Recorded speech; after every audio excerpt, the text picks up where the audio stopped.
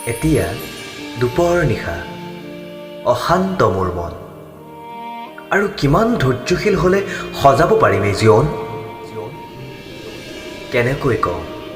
মনে কি বিচাৰি কৰে হাহাকাৰ মৌনতা এতিয়া মোৰ চিৰনগৰী নিসংগতাই চিৰসংগী